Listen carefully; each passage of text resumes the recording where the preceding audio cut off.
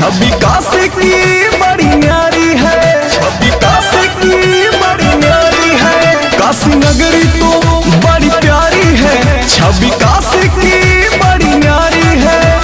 पहली बार मैं आया हूँ काशी, मुझको दरबार में जाना है, जाना है। माँ गंगा में डुबकी लगाना है, भोले बाबा का दर्शन पाना है। काशी विश्वनाथ भी जाना है, चरणों में शीश झुकाना है। माँ गंगा में डुबकी लगाना है।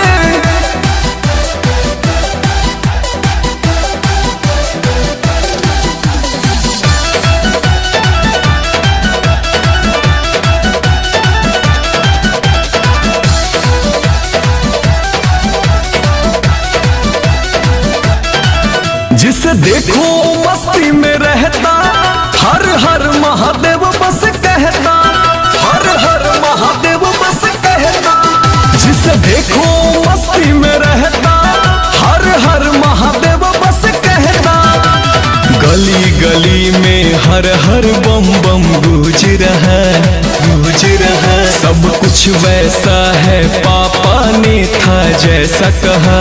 क्या नर और क्या नारी, हर कोई भोले का दीवाना है, दीवाना है। माँ गंगा में डुबकी लगाना है, भोले बाबा का दर्शन पाना है। माँ गंगा में डुबकी लगाना है, भोले बाबा का दर्शन पाना है। माँ गंगा में डुबकी लगाना है।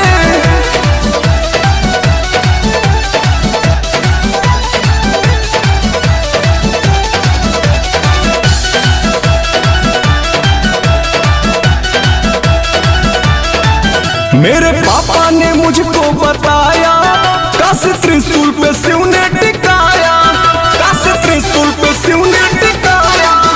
मेरे पापा ने मुझको बताया, काशी त्रिशूल पे शिव ने टिकाया। धरती डोलेगी, काशी कभी न डोलेगा, डोलेगा।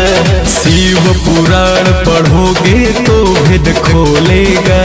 मुक्ति धाम कहलाती काशी, सारी दुनिया ने इसको माना है, माना है। माँ गंगा में डुबकी लगाना है, भोले बाबा का दर्शन पाना है। कि राम धाम भी जाना है, गौतम राम का दर्शन पाना है। माँ गंगा में डुबकी लगाना है।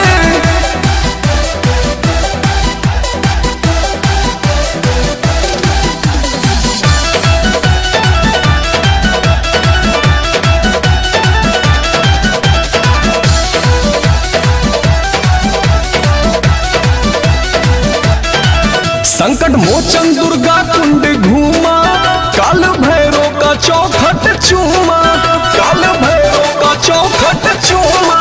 संकट मोचन दुर्गा कुंड घूमा, काल भैरव का चौखट चूमा। संजय सिंहपुर विनय कभी ना भूलूंगा, भूलूंगा। घर जाते ही सबका पैर में छू लूंगा। अगली बार मैं जब आऊंगा तो मम्मी को भी साथ में लाना है।